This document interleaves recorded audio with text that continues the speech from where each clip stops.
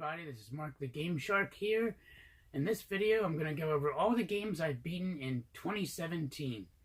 Now, I've beaten a lot of games. It's actually a personal record of mine of how many games I beat in 1 year, and that's a total of 56 games. Now, my original objective was just to beat 50 games, but I met that goal, I think, back in early November. And I was like, well, I might as well continue on and see how far I can get. And I ended up beating 56 games, so I got the whole list right here. I'm not going to talk about all of them because that would probably be super boring and the video would be super long, and I don't want that, either of that.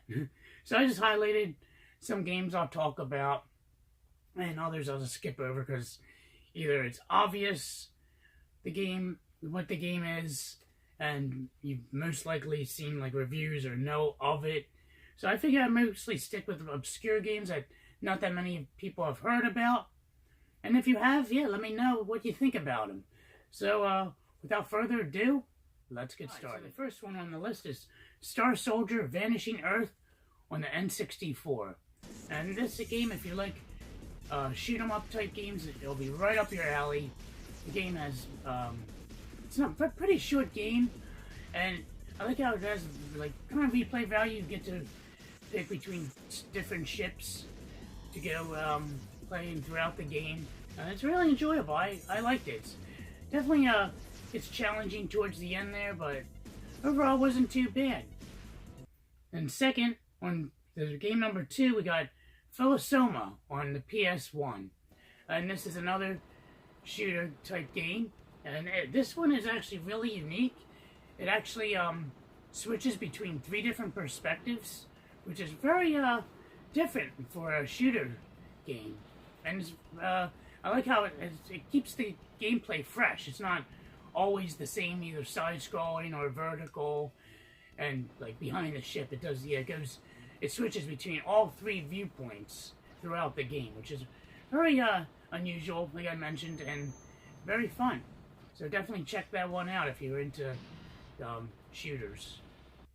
Then the third game we got was Castlevania Bloodlines on the Sega Genesis. Now, the reason I decided to talk about this is because not that many people talk about this Castlevania game. Mostly, if you hear about Castlevania, it's either the original, the third one on the NES, or Super Castlevania 4 on the Super Nintendo. But not that many people talk about Castlevania Bloodlines, which I find to be my most favorite Castlevania game out of the whole series.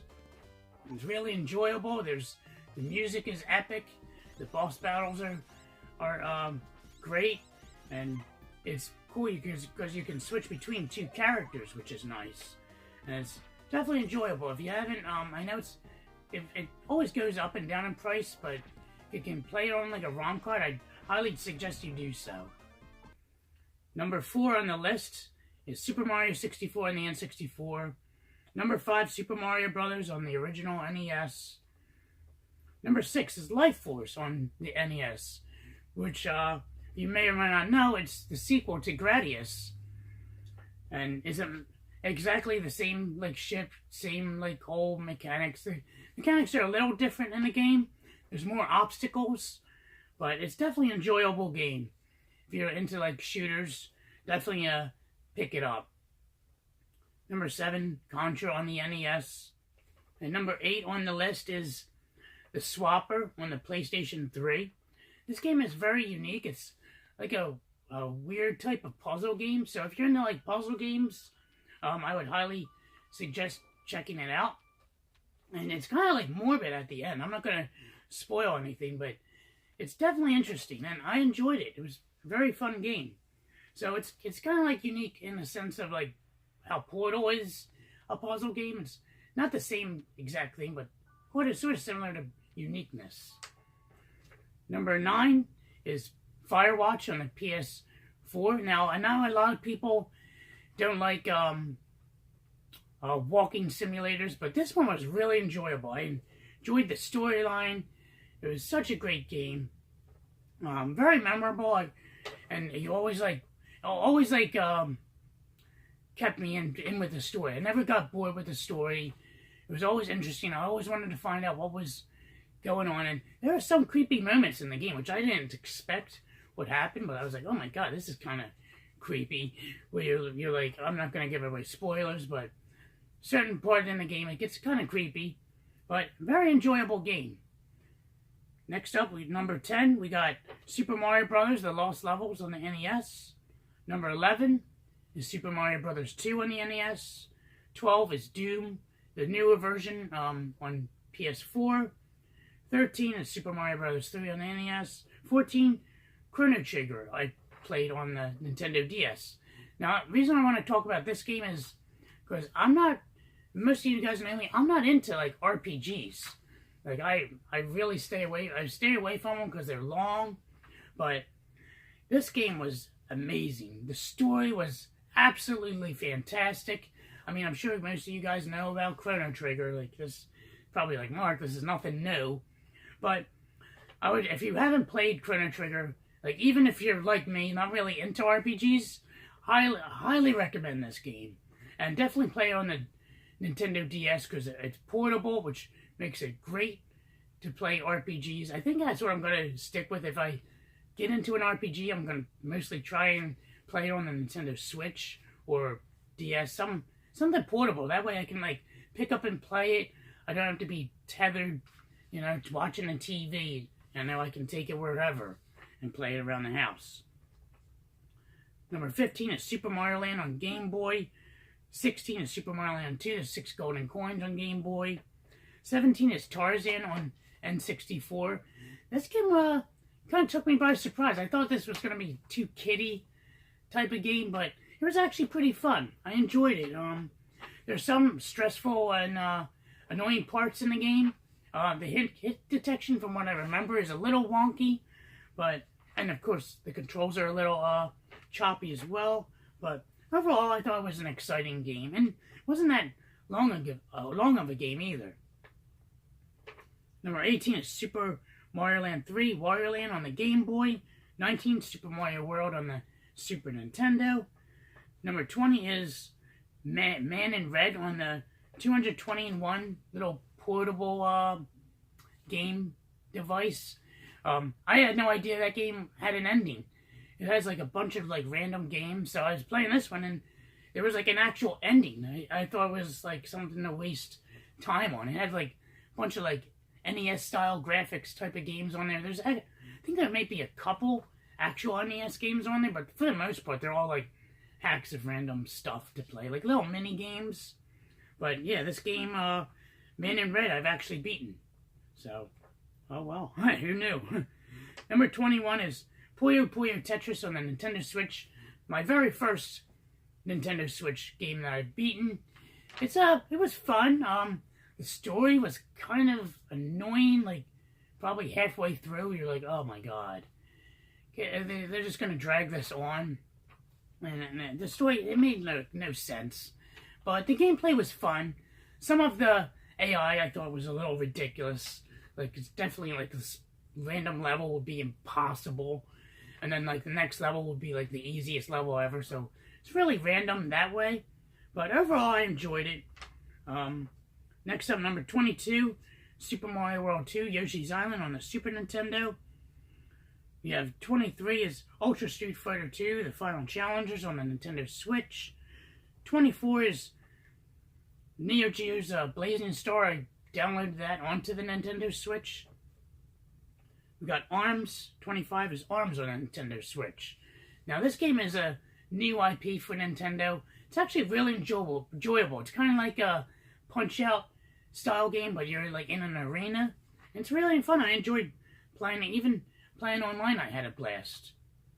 Number 26 is The Legend of Zelda Breath of the Wild. I mean, what else can I say about that? Everyone knows about that. It's got Game of the Year. So, number 27, Shadow Warrior on the PS4. 28, Little Big Planet 3 on the PS4. The only reason I wanted to talk about this game is it was alright. Compared to all the Little Big Planet games, I would rate it as like the fifth one out of all of them. It was okay, not the best Little Big Planet game. I thought the Vita one was the best, and then probably the second Little Big Planet 2 was right under it, and then probably after that would be Little Big Planet 3. But that's an okay game. Number 29 is Dead Space Extraction on the Wii.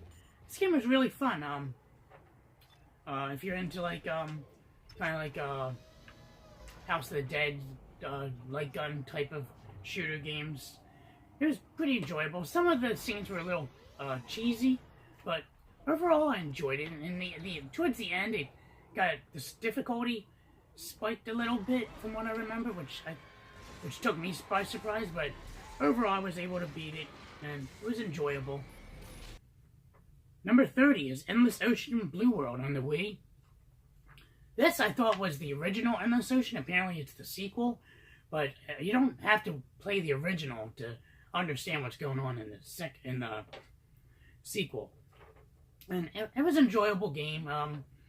Some of the playing got a little stale, like doing certain stuff, but for the most part I enjoyed it. Number 31, we got Phantasmagoria 2, A Puzzle of Flesh on the PC. Wow, I've beaten a PC game that year. This game is really fun. It's a point-and-click adventure game, and it's like it has digitized acting in it, even like cutscenes as well. And it really immerses you into the whole storylines. Very unique story. I highly enjoy it. Definitely recommend. If you want to play it, I bought my copy off GOG.com, so you can play it on Windows 10. You don't need you don't have to use a Windows 98 PC to enjoy it. So highly recommended. Definitely a unique and enjoyable experience. Number 32 is Super Mario Kart 8 Deluxe on the Nintendo Switch. Number 33 is Little Big Planet 2 on the PS3. Number 34 is Abzu on the PS4. This game is pretty short. I've done a live stream on it, and I've actually beat it on the live stream. It's like, I think it takes like around 2 hours to beat. It's a very entertaining game, very relaxing type of game. I have no idea. I think you were supposed to like rescue like sea animals from what I remember. Overall, it was an interesting game, very unique. Definitely recommend checking that out if you're into like unique, like not your traditional style game. Number 35 is Kamiko on Nintendo Switch. 36 is Shadow of the Dam PS3. 37 Splatoon 2 on Nintendo Switch. 38 is Twin Eagle for the arcade. 39 is Raiden for the arcade. Number 40 is Super Mario RPG on the SNES. 41 is Cave Story on Nintendo Switch. 42, Shadowgate on the NES. 43, The Town of Light on the PS4. This game is another walking simulator, but it's very unique. You actually play as an ex-patient at they went to this mental health hospital, which has been shut down, and you actually go there and try and like reminisce about the whole time you were there. And tells like the whole story of how they treated people back then. It was, I believe it was in Italy. And it's really interesting. Very creepy atmosphere. It wasn't scary, but it was definitely creepy. And so, highly recommend it if you're into that sort of thing. And the storyline was great. So yeah, The Town of Light on PS4. Number 44 is Until Dawn on the PS4. I've done a review on that. You can check that out. I'll leave a link in the description for that as well. Number 45, Gears of War Judgment on the Xbox 360. 46, Lone Survivor on the PS Vita. This game was interesting. It's kind of like I would say a pixelated version of Silent Hill. It's really interesting. Some of the enemies were kind of annoying, and how you had to like avoid them for the most part because you were limited to your supply of like ammo and whatnot, so you had to be really careful with how you used your resources throughout the game. But overall, it was an enjoyable game. Number 47, Aqua Kitty DX on the PS Vita. This is an interesting game. It's kind of like a Defender type of game, but you have to guard these bases from the enemies, and it's really interesting. It's very, very challenging towards the end of the game though. Like, that game is no joke. Like, at first first couple worlds, I was like, oh man, this is easy, but oh man, I sure did jinx myself, because towards the end, it got a little hectic. I was about to dumb it down to easy, because I was playing on normal difficulty. I was this close to dumbing it down to easy difficulty and just blasting right through the game just to beat it, but I stuck with my guns and I beat it on normal. And yeah, it's a pretty interesting game. Highly recommend it if you're into like the Defender type of games. Number 48 is Super Mario Odyssey on the Nintendo Switch. Need I say more? 49 is Left 4 Dead on the Xbox 360. 50 is Cinemora on the Nintendo Switch. This is another shooter type of game. Very interesting and unique. I'm sure most of you guys heard of this game, but if you haven't, it's a shooter, obviously, but the mechanics are different. Instead of like having like health or anything like that, your health is basically time. So if you run out of time, you die. So the more times you kill enemies, the more time you'll receive added onto the clock. So it's very unique. The storyline is kind of interesting as well. So I would highly recommend it if you're into like any interesting shooters. That would be it. Next up we have Dark Rift. 51 is Dark Rift on the N64. This game was an interesting fighting game. It wasn't kind of one of those annoying fighters where you set the difficulty and, you know, like the first couple matches are easy, and then like all of a sudden the difficulty ranks up higher and higher, and you're beyond like normal difficulty and you can't even beat the game because the last boss, the difficulty is escalated so high that it's like impossible. So it's kind of annoying that way. So I just basically just beat it on easy, and even the boss, I believe was kind of challenging as well. Number 52 is Call of Duty 4 Modern Warfare on the PS3.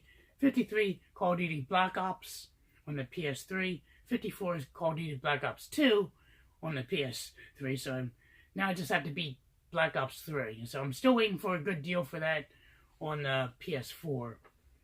Number 55 is Rain on the PS3. This game is a very artsy type of game and very interesting. It's very hard to explain this type of game because I hear nothing about this game. Even when you look it up on Google, if you put Rain, it'll probably give you the Weather Channel or something else. Something you really don't want. But I would highly recommend this game. It's the story is amazing. It's actually sad at the end, which is very weird. And story is great, very interesting. It's kind of like a platformer / puzzle type of game.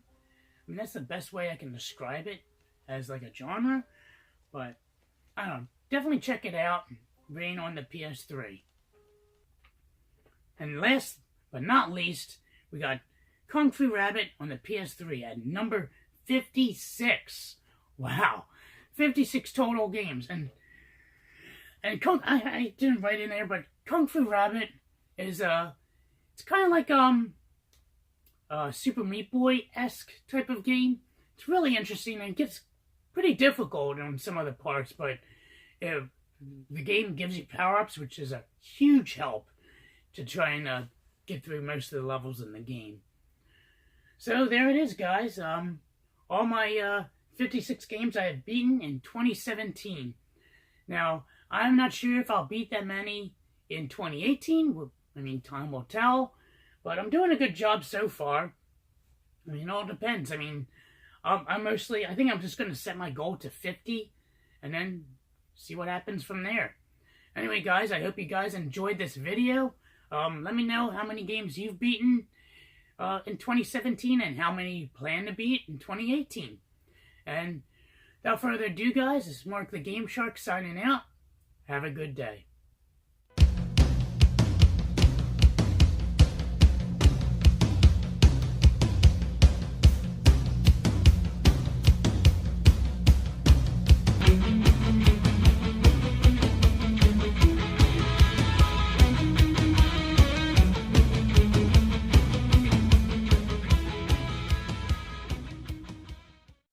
What are you doing? What are you trying to do? Get in the game. Oh, we're going to play the game later, honey. It's too early. I know. I want to play the game with Mickey Mouse. We beat that last night, honey. Remember? I'll do it again. You want to beat the game again? Why don't we beat a different game? You know, Mickey Mouse. Well, let me see. There's another Mickey Mouse game we can play. Yeah. Okay, we'll play that later on, okay? Okay. Okay. There's two Mickey Mouse games. Yes, there are. Is that exciting? There's a mommy game. No, just another Mickey Mouse game. Come on, let's go. Oh my God, stop rushing me.